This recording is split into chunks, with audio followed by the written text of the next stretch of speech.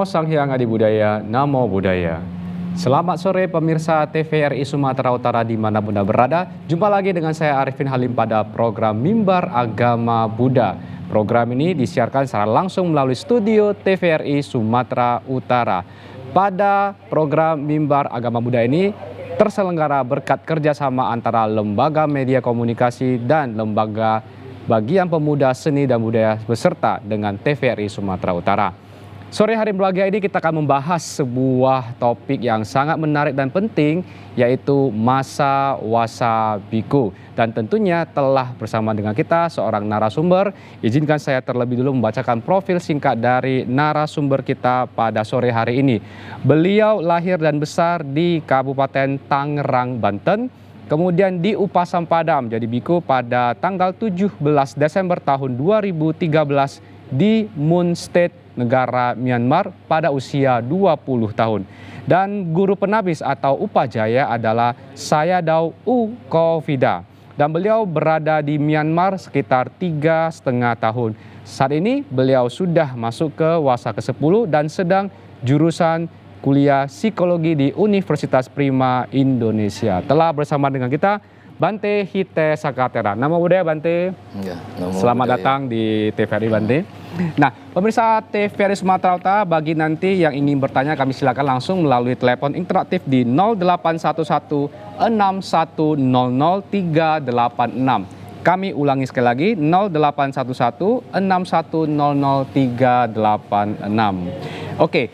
Topik kali ini seperti yang saya katakan tadi yaitu masa wasa biku. Mungkin bagi yang baru pertama kali mendengar kata wasa itu berasal dari kata sebuah periode refleksi diri bagi para biku di musim hujan yang berlangsung selama 3 bulan, yaitu antara bulan Juli hingga Oktober, di mana para biku ini berdiam di satu wihara atau di satu tempat untuk melakukan namanya praktik atau latihan diri.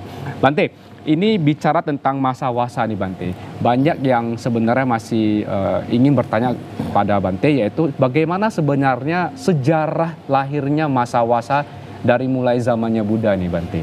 Silakan Bante. Ya, jadi masa wasa itu sebenarnya adalah masa musim hujan. Nah, jadi di zaman Buddha, tepatnya di India, ada 3 musim besar. Dari awal tahun itu ada musim panas atau Gimhana Utu. Setelah itu ada musim hujan, Wasana Utu, dan yang terakhir adalah Hemanta Utu, musim dingin. Nah, masing-masing itu sekitar 4 bulan. Oh, oke. Jadi setiap tahun seperti itu aja. Jadi sekitar 4 bulan musim panas, sekitar 4 bulan musim hujan, sekitar 4 bulan musim dingin, dan kembali lagi seperti itu. Oke. Nah, kalau sejarahnya, kita bicara sejarah, jadi dahulu itu sebelum Buddha menetapkan peraturan wasa ini, biku-biku itu mengembara nggak kenal musim. Jadi entah itu musim panas, hujan, dingin, tetap mengembara gitu. Nah, jadi suatu ketika ada yang protes kepada Buddha. Kurang lebih protesnya, para biku itu dengan berkelana itu ada banyak benih-benih tanaman, tunas-tunas tanaman yang terinjak-injak. Jadi seperti gagal tumbuh atau mungkin pada banyak yang mati benihnya. Gagal panen juga Bante ya? Ya mungkin ya. Jadi setelah ada protes itu, akhirnya Buddha menetapkan para biku itu wajib berdiam di satu tempat 3 bulan pertama. Oh, ya. Oke. Dan bulan yang terakhir di kan 4 bulan musim hujan. Nah, bulan yang terakhir ini boleh mengumpulkan kain-kain untuk dibuat jubah. Nah, kurang lebih seperti itu kalau sejarah singkatnya. Oke, berarti memang di masa zamannya Buddha dulu ada 3 musim, yaitu musim panas, musim hujan, dan musim dingin, di mana masing-masing musim itu berlangsung 4 bulan tadi Bante ya. Yang tadi dengan dengan kondisi pada waktu itu musim hujan, banyak para biku yang mengembara ke semua tempat yang di mana pada musim hujan ini banyak mungkin tumbuhan, tanaman yang tidak sengaja terinjak, akhirnya mungkin bisa gagal panen ataupun tanamannya, tumbuhannya tidak bertumbuh. Akhirnya Buddha menetapkan di mana musim hujan ini para biku diwajibkan untuk menetap di satu tempat untuk berlatih diri ya Bante ya. Oke, nah berarti gini Bante, kalau kita tahu berarti sudah ada dari zamannya Buddha gitu ya, dari zaman Buddha berlangsung hingga saat ini, berarti sudah lebih dari ribuan tahun Bante. Nah pertanyaannya Bante, menurut sejarah dan juga dari literasi begitu, kira-kira apa sih perbedaan antara masa-wasanya zaman Buddha dulu nih dengan masa-wasa sekarang yang sedang dijalankan oleh para biku itu, kira-kira perbedaannya apa saja nih Bante? Perbedaan yang sangat jelas karena di zaman Buddha kan teknologi belum semaju sekarang. Jadi kalau di zaman sekarang udah banyak jalan aspal, banyak jalan ada paving stone-nya. Jadi sekalipun banyak berkelana sebenarnya kemungkinannya kecil untuk merusak tanaman-tanaman. Dan dengan kemajuan teknologi ada mobil, kereta api, pesawat terbang, bahkan sebelum 7 hari itu para biku sudah bisa kembali lagi ke tempat wasanya. Karena kan peraturannya maksimal misalkan berkelana di dalam masa wasa sebelum 7 hari harus kembali lagi ke tempat berwasanya. Jadi dengan adanya teknologi di zaman sekarang, dalam 7 hari kan para biku itu bahkan bisa keluar negeri kan kalau sekarang. Kalau di zaman Buddha dengan jalan kaki mungkin nggak terlalu jauh lah.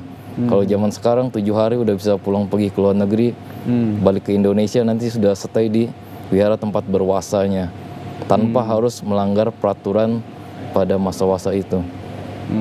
Itulah perbedaan yang paling mencolok yang Bante rasa. Oke, berarti memang ada peraturan di mana di zaman Buddha menetapkan bahwasanya seorang biku itu kalau bermasa wasa maksimal 7 hari ya Bante ya. 7 hari dan sejak mulai istilahnya keluar dari tempat wasanya gitu ya. Kalau ada keperluan. Kalau ada keperluannya. 7 hari di mana pada waktu itu zaman Buddha ini karena teknologi dan juga jalan juga belum banyak yang bagus, akhirnya diragukan nih kalau kita mau keluar ke satu tempat bisa jadi lebih dari 7 hari. Tapi kalau sekarang ini menurut perkembangan zaman dan teknologi juga jalan semua sudah rata-rata oke, kemudian fasilitas transportasi juga sudah oke, maka bisa keluar kota dengan waktu mungkin 2-3 hari saya sudah cukup bisa langsung balik ke ini ya, tempat ini ya Bante, lokasi pelatihannya. Nah, oke Bante, berarti itu adalah persyaratannya. Apakah ada persyaratan lain lagi yang memang aturan-aturan wasa nih Bante yang harus dijalankan oleh para biku selain tadi 7 hari, kemudian harus menetap di satu tempat yang memang sudah ada perjanjian gitu lah ya, harus di satu wihara begitu. Kalau dia keluar kota, Bantenya keluar kota maksimal 7 hari harus balik lagi ke wihara tempat masa wasanya begitu. Nah, kira-kira ada aturan-aturan lain apa lagi yang berhubungan dengan masa wasa ini Bante? Peraturan yang lainnya adalah sehebat apapun biku itu berlatih, dalam arti kata kadang ada biku tertentu itu yang latihannya keras. Jadi seperti dia maunya tinggal di pekuburan, hutan, atau tempat-tempat terpencil gitu. Nah di dalam wasa ini 3 bulan pertama para biku itu sekalipun biku yang latihan keras, dia harus bernaung di satu tempat yang ada atapnya. Ada atapnya dan bisa dikunci. Nah jadi tidak boleh di bawah pohon, nggak boleh di pekuburan, nggak boleh. Jadi selama 3 bulan masa wasa itu. Tapi di luar itu sisakan ada 9 bulan setelahnya, yaitu bebas lah. Tapi khusus 3 bulan itu wajib diikuti atau pokoknya di tempat yang ada atapnya dan bisa dikunci. Oke. Berarti memang peraturannya diwajibkan harus ada tempat tinggal yang ada atap yang bisa dikunci ya Bante ya. Oke, atau apakah ada lagi aturan-aturan lain yang diwajibkan untuk dijalankan oleh para biku pada saat masa wasa gitu Bante? Ada aturan-aturan lain lagi? Yang Bante ingat itu kan musim hujan ada 4 totalnya. Kalau seorang biku itu masuk tepat di awal musim hujan, berarti kan dia memanfaatkan 3 bulan pertama yang awal. Nah itu dia dikatakan menjalani masa wasa penuh. Tapi misalkan ada kendala, misalkan biku itu berniat masa wasa di wihara A, tapi waktu di bulan pertama ini sudah musim hujan tapi belum sampai. Nah biku itu bisa masuk wasa, aditana masuk wasa di bulan yang kedua. Jadi 1 bulan pertama dia masih belum beraditana wasa. Nah berarti itu dia memasuki masa wasa yang kedua. Jadi nanti waktu 1 bulan terakhir biku-biku yang sudah aditana wasa sejak awal musim hujan sudah merayakan katina, ikut sanggadana, udah mengumpulkan jubah. Ya, biku yang terlambat aditana masa wasa harus menyelesaikan sampai akhir musim hujan. Jadi sampai benar-benar bulan yang keempat lah. Iya, bulan keempat. Dan kalau biku misalkan yang tadi 7 hari dia lewat dari 7 hari, istilahnya kan melanggar aturan wasa. Nah, jadi biku yang melanggar aturan wasa itu biasanya nggak dapat privilege atau hak istimewa di dalam sangga, karena setiap anggota sangga yang berhasil menjalankan masa wasa ada ada beberapa bulan lah. Ada beberapa bulan itu seperti bisa jauh dari Ticiwara Aditana, lewat dari 1 malam, lalu bisa menerima undangan makan walaupun nggak ngomong ke biku lain. Nah, pokoknya ada banyak lah hak-hak istimewa tersebut. Nah, kalau biku yang melanggar peraturan wasa itu tidak mendapatkan hak istimewa itu. Jadi seperti biasa aja gitu. Oke. Ternyata memang ada istilahnya aturan-aturan yang harus dijalani dalam hal itu, dan ada hukumannya juga lah ya Bante, secara ini ibaratnya konteks zaman sekarang ini ada privilege-nya tadi kata Bante ya. Nah, berarti Bante secara umum tetap harus dijalani sampai bulan keempat, walaupun katakanlah mungkin bulan pertama tidak bisa dijalani, mulainya bulan kedua, maka bulan 2, 3, 4 sampai bulan kelima, total 4 bulan begitu, atau bagaimana Bante? Atau memang harus seperti itu atau enggak Bante? Ya pokoknya kalau yang terlambat sampai bulan keempat itu yang benar-benar akhir lah. Benar-benar akhir. Dan waktu dia sudah selesai ya masa katina udah selesai juga. Jadi paham. Nggak sempat inilah. Oke. Nggak sempat ikut katinanya Bante ya. Oke, berarti nggak ada privilege untuk penghargaan mengikuti hari raya katina karena tidak mengikuti secara utuh ya Bante ya. Secara penuh ya. Oke, maka para biku diwajibkan untuk mengikuti selama 4 bulan penuh ya Bante ya. Oke, baik Bante, izin Bante kita akan lanjut lagi karena setelah kita akan menggunakan satu persembahan lagu dari adik kita bernama Randi Rian Fangestu dengan judul lagu Jadilah Lentera dari Buddhist Idol 2022. Selamat menyaksikan.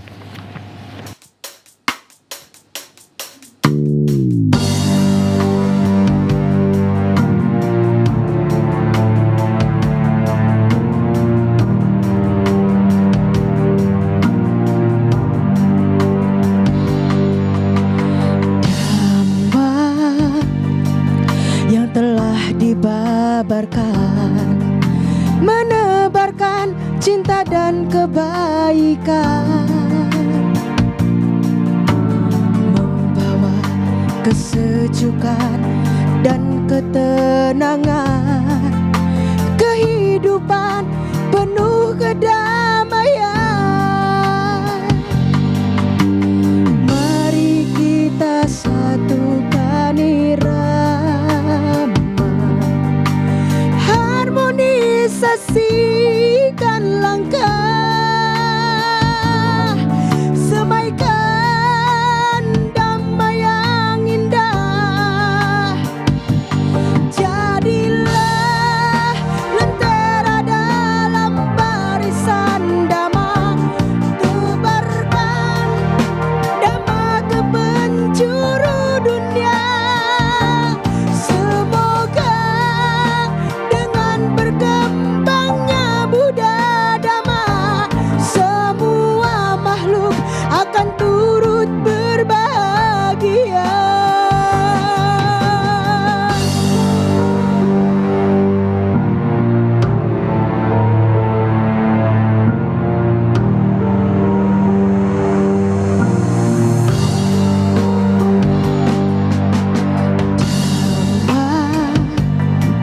Yang telah dibabarkan, menebarkan cinta dan kebaikan, membawa kesejukan dan ketenangan, kehidupan kehidupan penuh kedamaian. Mari kita satukan irama, harmonisasikan langkah, semaikan damai yang indah.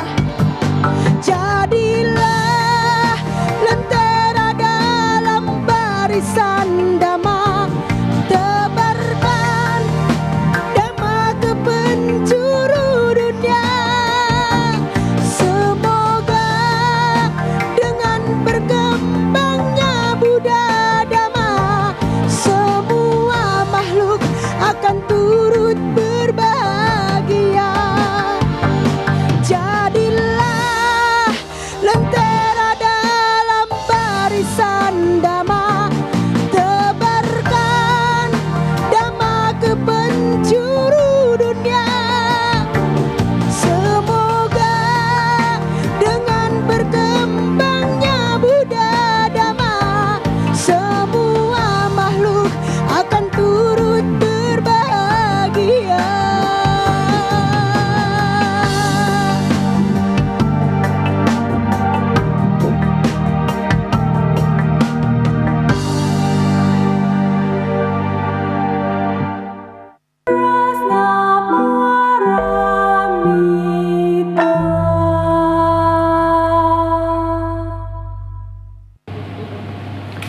Kembali bersama saya di studio TVRI Sumatera Utara pada Mimbar Agama Buddha. Tadi kita sudah mendengar sebuah lantunan lagu yang sangat indah sekali dari Randi Rian Pangestu Budi Sedel 2022, Jadilah Lentera. Bante, kita lanjut nih dengan topik yaitu masa wasa biku. Tadi Bante sudah menjelaskan bahwasannya ada aturan-aturannya, kemudian bila dilanggar oleh para biku itu ada istilahnya ada privilege yang tidak didapatkan. Kemudian Bante, kalau contohnya nih memang katakanlah ada privilege yang tidak didapatkan, apakah ada lagi istilahnya kalau contohnya dilanggar nih ya, para biku tidak menjalankan sesuai dengan aturan itu, apakah ada seperti ya mungkin seperti katakanlah mungkin hukuman gitu, kalau istilah di umum itu ada hukuman yang harus dijalankan oleh para biku, atau ada ketentuan-ketentuan apa yang harus dijalankan oleh biku bila tidak menjalankan masa wasa sesuai dengan aturan, Bante? Apakah ada lagi Bante selain yang tadi Bante ceritakan? Yang setahu Bante tidak terlalu signifikan. Jadi sebatas hanya dia tidak mendapatkan privilege atau hak istimewa itu. Nah, di luar itu sebenarnya sekalipun dia melanggar peraturan wasa, senioritasnya tetap berlanjut. Kan biasanya wasa itu diartikan seberapa tinggi biku itu sudah berada di dalam sangga. Jadi misalkan nanya ke seorang biku, Bante sudah berapa wasa, Bante sudah bertahan jadi biku berapa wasa. Nah, biasanya kan senioritasnya dari satuan wasa itu. Jadi walaupun melanggar itu peraturan wasa, senioritasnya tetap bertambah gitu. Oke. Artinya secara tidak langsung, contoh mungkin tidak full ya menjalankan wasa, tapi tetap harus dijalankan sampai bulan keempat. Setelah selesai tetap penambahan masa wasanya tetap jalan ya Bante ya. Itu karena ya. Senioritas di dalam peraturan biku itu berdasarkan seberapa lama dia bertahan sebagai biku sejak tanggal pentabisannya. Sejak tanggal pentabisan. Oke. Jadi misalkan ada seorang yang ingin jadi anggota sangga, jadi biku di masa tua. Misalkan dia ditabis di umur 60 tahun. Sedangkan ada biku muda, istilahnya umur 30, dia sudah 10 tahun di dalam sangga. Yang senior adalah yang biku muda itu yang sudah 10 wasa. Nah, sedangkan yang baru masuk di umur 60 dia harus dari 0. Jadi senioritas di dalam sangga itu bukan berdasarkan berapa banyak ubannya, berapa banyak keriputnya, bukan seperti itu. Jadi seberapa lama dia bertahan di dalam sangga sejak pentabisan upasampadanya. Pentabisan upasampada. Oke, berarti memang dilihat dari senioritas, berapa lama seorang biku dihitung mulai dari waktu pentabisan ya Bante ya? Pentabisan upasampada. Upasampada ya, oke. Oke Bante, satu lagi Bante, bicara tentang masa wasa, yaitu apakah ada ketentuan di satu wihara itu diwajibkan harus berapa biku yang menetap untuk masa wasa atau bebas begitu Bante? Bebas. Nah tapi kalau yang di 1 bulan terakhir, yang bulan keempat, itu kan bisa dibilang masa katina. Nah, wihara yang berhak mengadakan katina dana adalah yang ada minimal 5 biku berwasa di situ. Kalau kurang dari 5 biku ya nggak berhak mengadakan katina. Mengadakannya sangga dana di bulan katina. Nah itu perlu diingat, berbeda. Sangga dana di bulan katina dan katina dana itu beda. Sangga dana di bulan katina di mana tidak harus 5 biku, tapi kalau katina dana itu, itu wajib minimal. Di wihara itu harus ada minimal 5 biku yang berwasa. Di wihara tersebut ya. Itu dihitungnya mulai dari bulan yang terakhir itu ya Bante? Atau 4 bulan full tetap? 3 bulan pertama full. Ada 5 biku minimal berwasa di wihara itu. Nah di bulan yang terakhirnya itulah wihara itu berhak mengadakan katina dana. Berarti tetap dihitung dari awal, sejak mulai bulan pertama wajib ada 5 biku, baru sampai akhir ya Bante, baru bisa mengadakan namanya katina dana ya, katina dana. Kalau kurang dari 5 biku maka sangga dana katina di bulan katina. Sangga dana di bulan katina. Oke. Nah ini yang harus dipahami oleh Umat Buddha yang khususnya mengetahui atau mempelajari bahwasanya bagaimana sistem katina yang memang dijalankan supaya tidak salah kaprah lagi ya Bante ya. Karena mungkin selama ini kan umat Buddha beranggapan tuh semua sama Bante, antara katina dana, sangga dana di bulan katina. Terus yang Bante sering dengar juga, bahkan nggak ada biku yang berwasa di wihara itu, tapi wihara itu mengklaim mengadakan katina dana. Padahal sama sekali nggak ada anggota sangga yang berwasa. Sama sekali nggak ada ya. Nah itu lucunya. Iya, ini ibaratnya klaim PHP Bante ya. Klaimnya PHP. Jadi istilahnya nggak ada orang tapi bisa mengklaim mengadakan katina dananya. Nah ini harus dipahami ya, khususnya para pengurus wihara nih, para pengurus wihara yang memang sedang mengurus atau aktif di sebuah wihara, tentunya teman-teman atau Bapak Ibu harus mengetahui ada persyaratan khususnya. Tadi Bante sudah menjelaskan, bila selama 4 bulan full itu ada minimal 5 biku, baru boleh mengadakan namanya katina dana. Tapi kalau kurang dari 5 biku, maka yang boleh diadakan adalah sangga dana di bulan katina. Nah nanti dari yang Sangga Agung Indonesia juga di bulan November kalau saya nggak salah Bante ya, mengadakan katina juga, sangga dana ya, sangga dana katina juga. Nah Bante, ini kembali ke ini ya, kan para peraturan sudah disebutkan oleh Bante, kemudian kalau contohnya tidak dijalankan ke nafil, ada hal-hal yang memang harus dijalankan oleh para biku. Nah pertanyaan Bante, sebagai umat Buddha nih ya, umat Buddha ini apa yang harus dilakukan oleh umat Buddha untuk mendukung supaya masa wasa biku itu bisa berjalan dengan baik? Apakah contoh umat Buddha harus menyediakan apa saja nih selama para biku ini menjalankan wasa di satu tempat yang sudah ditetapkan gitu Bante? Biasanya tidak semua anggota sangga itu berwasa di tempat yang kondusif. Dalam arti kata, ada kalanya di wihara tertentu jauh dari keramaian. Jadi kalau jauh dari keramaian, ada di musim wasa, nah tentu saja kan untuk mencari kebutuhan keseharian itu lebih susah. Nah jadi alangkah baiknya kalau umat Buddha ingin berdana ke anggota sangga yang berwasa di wihara terpencil, ya seperti peralatan mandi, ada deterjen, pokoknya dan lain sebagainya, keseharian lah, yang dimana kalau di tempat itu sulit didapat ini. Oke. Berarti memang kebutuhan sehari-hari seperti yang tadi Bante katakan ya, termasuk makanan, minuman gitu Bante ya, itu juga wajib disediakan oleh umat Buddha. Berarti kalau contohnya para biku nih Bante ya, yang ingin bermasa wasa, berarti harus mengetahui dulu di lokasi tersebut secara kebutuhan umumnya bisa terpenuhi enggak gitu. Kalau enggak mungkin atau ada peraturan begini nggak Bante? Seorang biku harus boleh memilih, saya mau menetap di, katakan seorang biku, saya mau menetap di wihara ini karena kebutuhannya lebih lengkap dibanding saya menetap di contoh di hutan.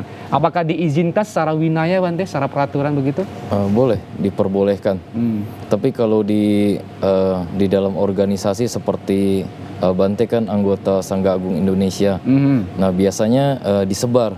Kan ada banyak wihara Sangga Agung, jadi nggak cuma di kota besar aja, jadi ada di daerah-daerah tertentu yang memang tidak terkenal wiharanya.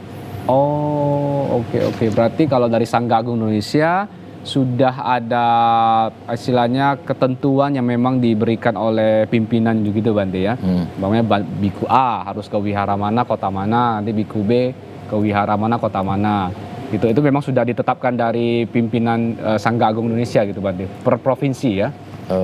Ya biasanya udah ada kesepakatan bersama lah. Walaupun nggak dipaksa 100% juga. Jadi kadang misalkan seperti saya misalkan sedang berkuliah kan. Nah, karena sedang berkuliah ya menetapnya paling di dalam kota Medan aja. Oh iya. Jadi nggak usah berkelana jauh-jauh gitu. Iya. Karena kalau berkelana terlalu jauh jadi seperti mencari kitab suci ya Bante ya. Mengapa melalui 72 halangan 99 rintangan gitu. Oke Bante. Nah ini menarik ya, berarti artinya sebagai seorang biku pastinya sudah mengetahui peraturan-peraturan yang harus dijalankan. Sebagai umat Buddha yang menyokong atau mendukung juga harus mengetahui kebutuhan-kebutuhan yang harus diperlukan oleh para biku supaya masa-wasanya bisa berjalan dengan baik dan lancar. Nah berarti kalau contohnya sudah ditetapkan seorang biku ke wihara A gitu ya, wiharanya di mana mungkin kotanya bukan kota besar, berarti di sana itu pengurus yayasannya juga harus harus jumpa dengan bikunya, kemudian juga harus konsultasi, bertanya kira-kira apa saja yang dibutuhkan. Karena mungkin saja banyak yang belum pernah Bante, belum pernah kedatangan para biku di satu wihara gitu ya, yang notabene mungkin selama ini wiharanya hanya kebaktian biasa, nggak ada biku. Tiba-tiba suatu saat biku ini ditugaskan nih ke wihara tertentu. Nah, pengurus wihara pasti bingung juga nih Bante. Ini apa saja nih yang harus saya siapkan? Tadi Bante bercerita secara umum kebutuhan utamanya adalah tadi makanan minuman, kemudian perlengkapan, mandi lah gitu Bante ya, segala macam. Kira-kira ada hal-hal lain nggak yang harus dipenuhi lagi oleh pengurus wihara Bante untuk mendukung tersuksesnya masa wasa di suatu tempat Bante? Bante rasa cukup itu aja kebutuhan pokok. Dan biasanya karena biku itu menetap selama 3 atau 4 bulan di wihara itu sudah pasti kan kalau umat sekitar mengundang untuk dhamma desana, pindah patah atau ada pelayanan umat lainnya itu lebih gampang. Ya, jadi di saat itulah bikunya bisa berlatih di wihara lebih intensif dan juga umat itu lebih dekat. Kan misalkan keluar sebelum 7 hari harus kembali ke wihara itu. Jadi jika umat-umat ingin bertanya secara langsung, ada diskusi atau undangan, misalkan kan kedukaan, orang sakit dan lain sebagainya, lebih gampang gitu. Jadi di satu sisi bikunya bisa berlatih dengan intens dan umatnya juga harusnya bisa memanfaatkan situasi itu untuk belajar, untuk istilahnya bisa lebih leluasa tanya jawab gitu dengan bikunya. Kan tidak semua daerah itu banyak biku. Benar. Ada daerah-daerah terpencil yang mungkin dalam satu tahun mungkin beberapa kali aja mungkin disinggahi saja. Jadi kalau ada yang berwasa di tempat itu ya sebaiknya umat memanfaatkan untuk bagaimana bisa tukar pikiran, belajar dari bantenya, atau diskusi lah, atau sering-sering mengundang dhamma desana agar ada manfaat nyata yang bisa didapat umat itu kalau ada anggota sangga yang berwasa di tempat itu. Oke, nah ini yang harus dipahami oleh umat Buddha, khususnya pengurus wihara ya. Kalau seandainya memang di sana sering mengeluh nih, oh jarang sekali ada biku yang datang nih. Mungkin contohnya di Kepulauan Nias gitu, berarti kan lumayan jauh juga dari Medan. Ya, atau di kota-kota kecil yang memang jarang ada biku. Inilah waktu terbaik di masa wasa ini bila ada biku yang menetap di wihara tersebut, manfaatkanlah dengan baik dengan cara berdiskusi dharma itu Bante ya, bisa undang ceramah dharma, bisa undang juga mungkin tadi Bante juga mengatakan kalau ada acara-acara lain gitu di Kemalangan, bisa juga untuk baca doa dan lain sebagainya. Oke. Nah, jadi Bante, jadi ini sebenarnya menarik ya, artinya Buddha itu sudah memikirkan jauh-jauh hari di mana ketentuan-ketentuan yang harus dijalani oleh para biku ini sampai bertahan hingga sekarang. Masih secara umum peraturan yang zaman dulu masih relevan untuk dilakukan sampai sekarang Bante, untuk aturan-aturan yang zaman dulu menurut Bante gitu? Bante rasa masih relevan. Walaupun secara praktek di lapangan ya Bante juga udah ya dari umur 18 sampai sekarang udah sekitar 13 tahun ya tentu Bante tahu ada celah-celahnya. Jadi misalkan ada aturan sekian, tapi kalau mengetahui, mengerti jika ingin memanfaatkan celah-celahnya ya bisa-bisa aja sebenarnya. Oke. Tapi ya secara garis besar masih relevan lah. Masih relevan. Walaupun sebenarnya Buddha juga pernah bersabda bahwasanya aturan yang ada bisa disesuaikan dengan perkembangan zaman ya Bante ya, secara Buddha pernah bilang memang waktu sebelum parinibbana Buddha pernah bilang jika sangga menginginkan bisa menghapus peraturan yang kecil atau kurang penting. Oke. Itu sabda Buddha ya. Kalau memang diizinkan, kalau yang tidak penting atau peraturan-peraturan kecil bisa dihapus ya.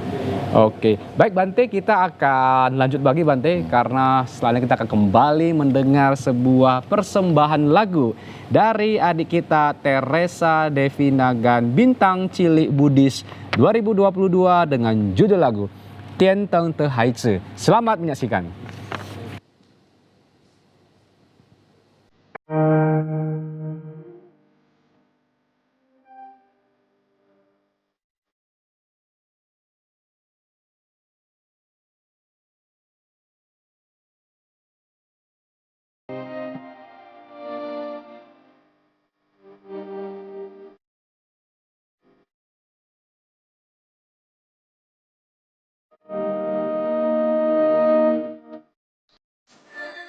歌曲里的天灯的孩子，气息明亮的，可颂不多，去我变者，可颂菩萨，去我变啊，佛光普照你，给你香啊，菩萨保佑你，给你平安。佛光普照你，给你香啊，菩萨保佑你，给你平安。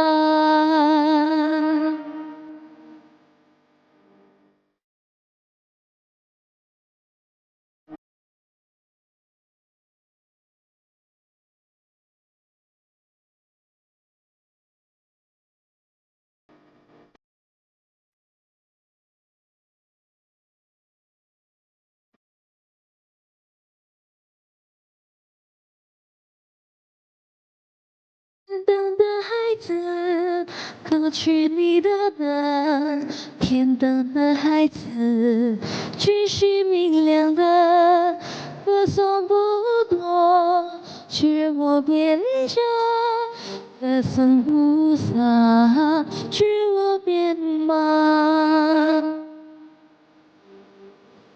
佛光普照你，给你祥和，菩萨保佑你，给你平安。佛光普照你，给你祥和，菩萨保佑你，给你平安。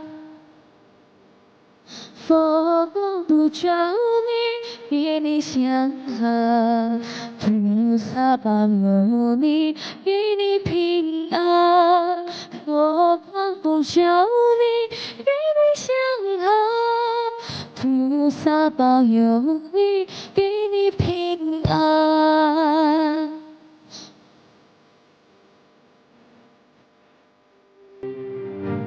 佛光普照你，给你平安。佛光普照你，给你祥和，菩萨保佑你，给你平安。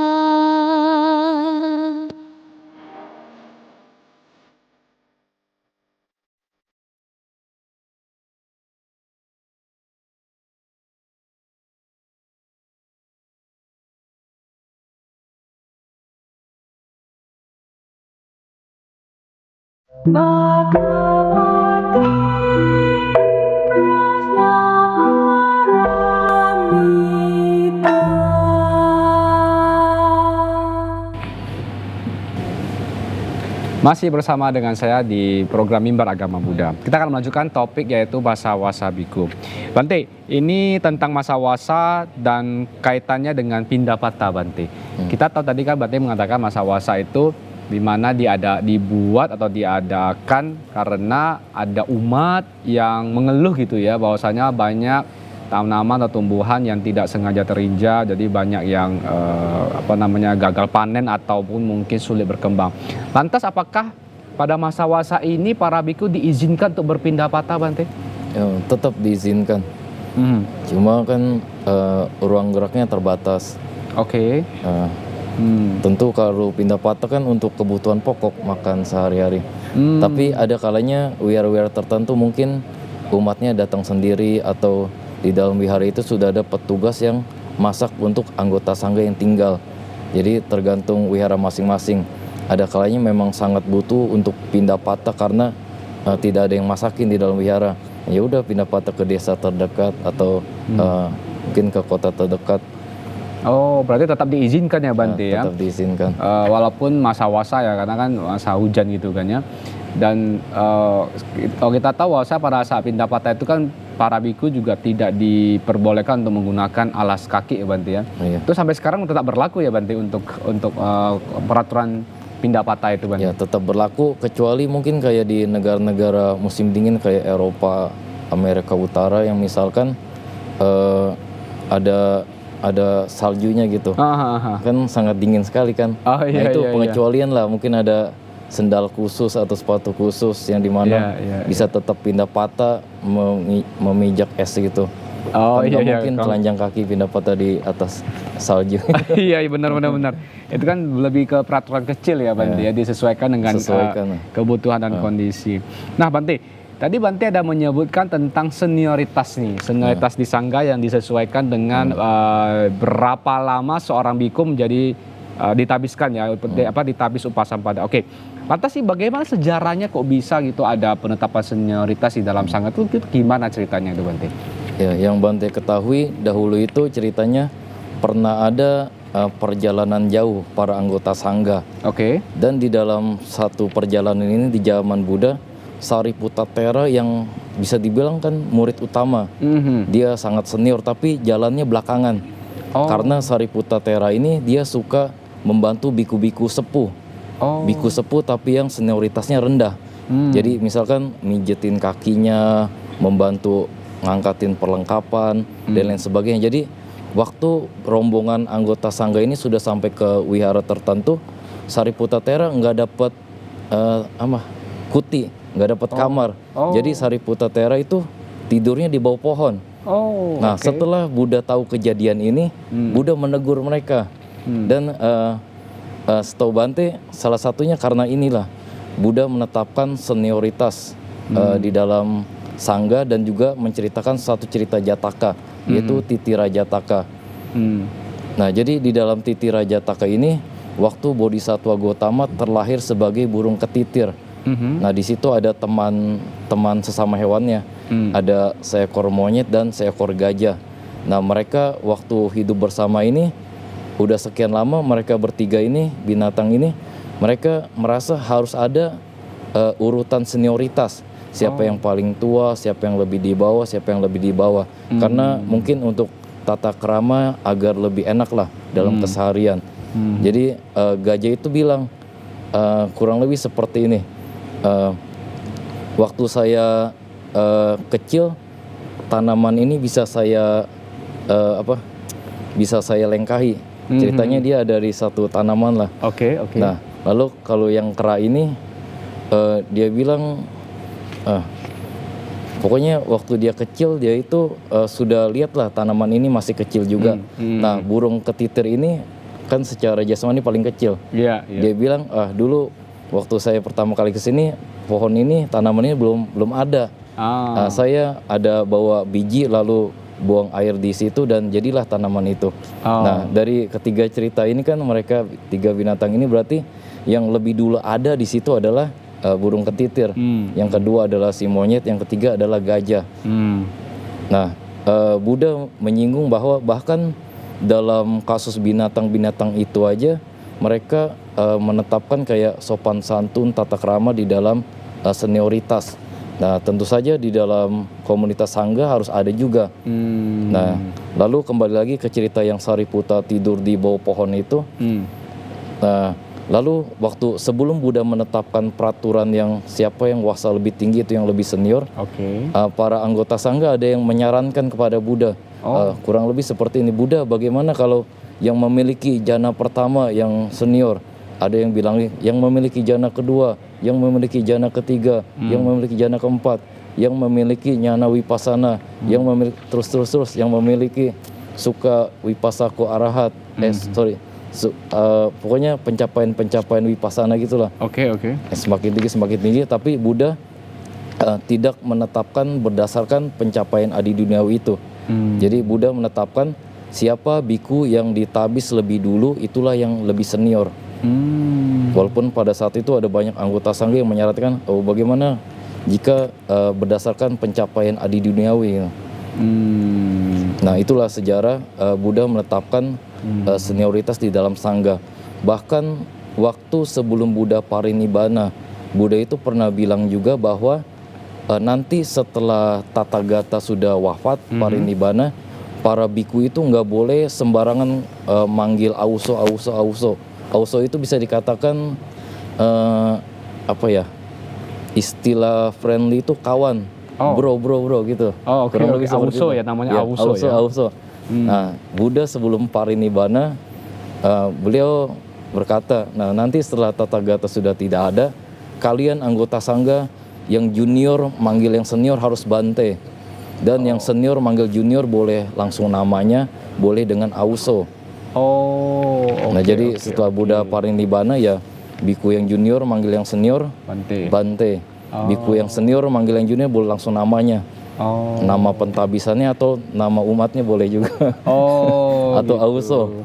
Iya. Ternyata gitu ya sejarahnya ya Bante ya. Artinya benar sekali kalau Buddha menyarankan, Buddha pada waktu melakukan namanya senioritas dari adi duniawi, untuk sekarang sulit sekali untuk diketahui ya siapa yang capai jana.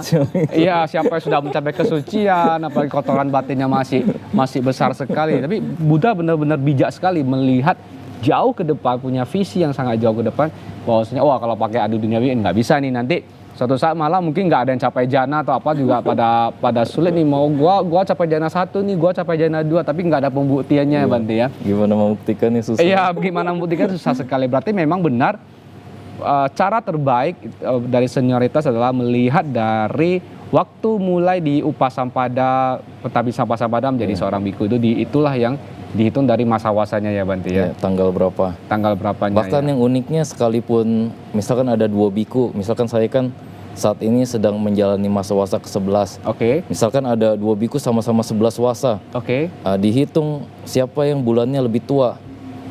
Misalkan saya Bante kan ditabisnya 17 Desember 2013. Misalkan ada biku lain yang sama-sama menjalani masa yang ke-11, wasa ke-11, tapi dia November 2013 tabisnya. Berarti dia yang lebih senior. Walaupun beda 1 bulan ya Bante ya? Iya, walaupun bedanya 1 bulan. Misalkan bulannya pun sama, tanggalnya bisa beda. Nah, tanggal yang lebih tua itulah yang lebih senior. Misalkan tanggalnya sama, menit waktu pentabisannya bisa beda. Itu juga termasuk? Iya, termasuk. Misalkan menitnya sama, detiknya juga bisa berbeda. Sampai detiknya juga bisa diketahui. Benar-benar ya. Yang ditabis lebih dulu itu yang lebih senior. Sekalipun beda tanggal, sama tanggalnya tapi jamnya bisa beda, menitnya bisa beda, detiknya pun bisa beda. Benar-benar yang ditabis lebih dulu itu yang lebih senior. Oke. Ternyata sampai begitu detailnya dicek. Berarti pada saat penabisan Upasampada itu ada ditulis ya Bante ya? Ada. Bukan hanya tanggal tapi waktu sampai ke detiknya pun dihitung itu Bante ya? Ketika sangga sudah selesai membacakan kama waca atau formula pentabisan biku, biasanya ada biku yang mencatatnya. Mencatatnya jam berapa, tanggal berapa, di menit ke berapa ada. Oke. Ya. Wah, ini menarik sekali ya Pak. Artinya memang hal-hal seperti ini sudah tersistem gitu ya, sistematisnya sudah bagus sekali. Sama seperti katakanlah mungkin kita ada seorang anak baru lahir, itu kan biasanya kan ada tuh tanggal jamnya, detiknya ke berapa untuk melihat secara pacenya itu seperti apa gitu ya Bante. Ini bagus sekali, lengkap sekali. Oke, berarti memang semua itu sudah tersistem, ini bahkan sudah dimulai dari zamannya Buddha atau baru belakangan ini Bante? Dari zaman Buddha sudah Dari seperti zaman itu Buddha, juga, ya? apalagi setelah Buddha wafat kan tadi Buddha pernah bilang yang setelah Tathagata mangkat, para biku nggak boleh saling manggilnya Auso, bro gitu, tanpa memandang senioritas. Pokoknya yang junior manggil yang senior harus Bante, yang senior manggil junior boleh langsung namanya, boleh Auso. Oke. Tidak boleh sembarang menggunakan auso gitu ya. Ini emangnya kita setara gitu kan ya. Oke, terakhir Bante. Nah, ini berhubungan dengan namanya kan tradisi Bante. Kita tahu kalau di Indonesia ini ada beberapa tradisi Buddhis, itu ada tradisi Theravada, Mahayana, dan juga Awajrayana Bante. Apakah masa wasanya tradisi Theravada dan Mahayana itu sebenarnya sama atau malah berbeda Bante? Yang Bante ketahui, walaupun nggak tahu sejarah lengkapnya ya, kalau yang Mahayana sekitaran Waisak itu mereka sudah menjalani masa wasa. Jadi waktu masa Waisak mereka sudah masuk masa wasa, dan 3 bulan setelahnya, setelah selesai wasa ya mereka ada Sanggadana atau ada Katinadana juga. Tapi dulunya bagaimana waktu di Tiongkok sehingga bisa lebih maju? Jadi waktu Waisak sudah mulai wasa, nah itu Bante nggak tahu. Yang setahu Bante, mereka kalau biksu Mahayana awal masa wasa itu di masa Waisak itu loh. Berarti secara umum berbeda ya Bante waktunya ya. Artinya berarti lebih dulu malah yang tradisi dari Mahayana ya. Tapi untuk peraturan senioritas sama. Siapa yang di Upasampada lebih dulu itu yang lebih senior. Oke. Peraturan senioritasnya sama, hanya bedanya pada saat menjalani masa wasa dan juga menjalani masa katina gitu ya. Ya, oke.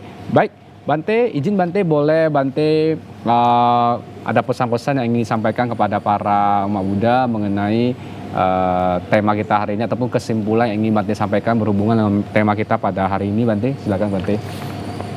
Ya, Bante menyampaikan pesan singkat bagi para umat Buddha. Jika ada anggota sangga, apalagi ada lebih dari 1 orang anggota sangga yang menjalani masa wasa di wihara terdekat, nah itu adalah kesempatan yang sangat bagus untuk sebagai ladang untuk beramal atau berdana, atau mungkin bagi umat yang ingin bertanya langsung, berdiskusi atau mengundang ceramah. Nah itulah masa yang tepat untuk istilahnya bisa lebih dekat untuk mempelajari ajaran Buddha. Karena jumlah biku di Indonesia ini sangat sedikit sekali dibanding dengan banyak umatnya. Jadi kalau ada biku sangga yang menetap selama masa wasa di tempat itu, selayaknya bisa jadi momentum untuk memanfaatkan waktu agar umat itu bisa belajar lebih banyak daripada dari anggota sangga tersebut. Ya, akhir kata dari Bante, Namo Sang Yang Adi Budaya, Namo Buddhaya. Namo Buddhaya. Wah, terima kasih Bante Hite Sakatera yang sudah berbagi dengan kita melalui topik masa wasa biku. Baik pemirsa TVRI Sumatera Utara, demikianlah program dari Mimbar Agama Buddha kali ini. Semoga topik hari ini menjadi sebuah penyemangat bagi kita dan pastinya menambah wawasan Dharma bagi seluruh umat Buddha yang mendengarkan Mimbar Agama Buddha ini. Saya Arifin Halim mewakili Bante dan juga seluruh kru dari TVRI Sumatera Utara mengucapkan terima kasih dan sampai jumpa di program Mimbar Agama Buddha berikutnya. Namo Sang Yang Adi Budaya, Namo Buddhaya.